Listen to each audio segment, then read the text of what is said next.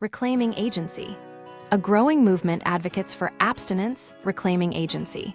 A growing movement advocates for abstinence last Friday night. A gathering of nearly 100 people assembled in New York City's Tompkins Square Park, sharing a space lit by candlelight and united by a shared goal: to delete their social media accounts.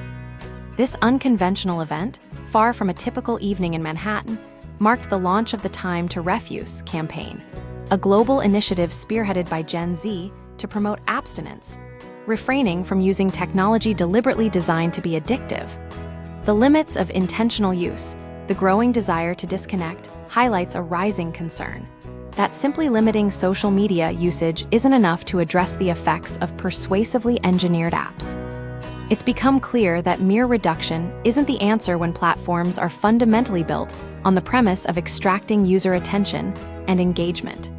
Trying to consciously reduce time spent on these platforms feels inadequate against systems built to maximize usage.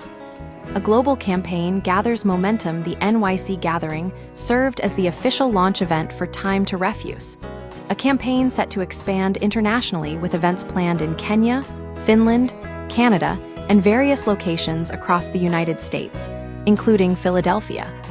The movement's central idea, abstinence, reflects a growing skepticism of the so-called attention economy. The evening was energized by participants enthusiastically declaring the accounts they were abandoning, creating a palpable sense of shared liberation. Two of the campaign's founders, Gabriella Nguyen and Nick Plant, co-hosted the event, leading participants through a process of both reflection and action.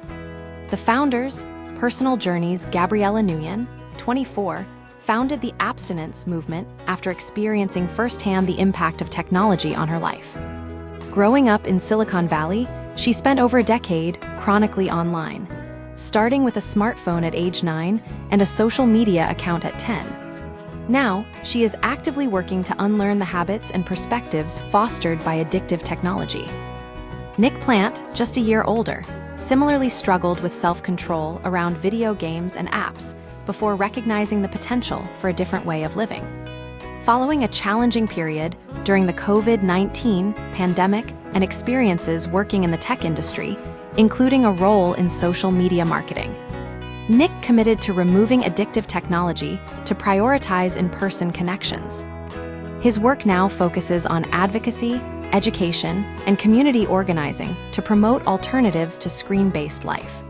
Beyond a last resort, rebuilding agency, the movement views its efforts not as a desperate measure against big tech, but rather as a step toward reclaiming agency and rebuilding lives. The act of disconnecting from addictive technology is seen as a crucial first step in a broader process of rebuilding and fostering creativity, strengthening social connections, and allowing for the development of more beneficial technology tools. A call to action, the need for an in-person event simply to delete a social media account, is a clear indication of the depth of the problem. Conventional advice to take breaks or simply shut off phones hasn't proven effective. A more robust solution requires a collective decision to opt out. The space created by disconnecting from social media will offer the opportunity to discover alternative ways of connecting and engaging with the world. The founders encourage anyone interested to participate, offering resources and support for those looking to disconnect.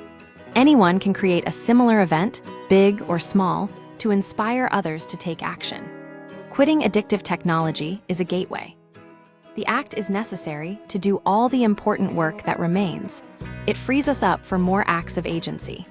The movement's founders emphasized that there's no need for a complete vision of the future, just a commitment to taking the first step.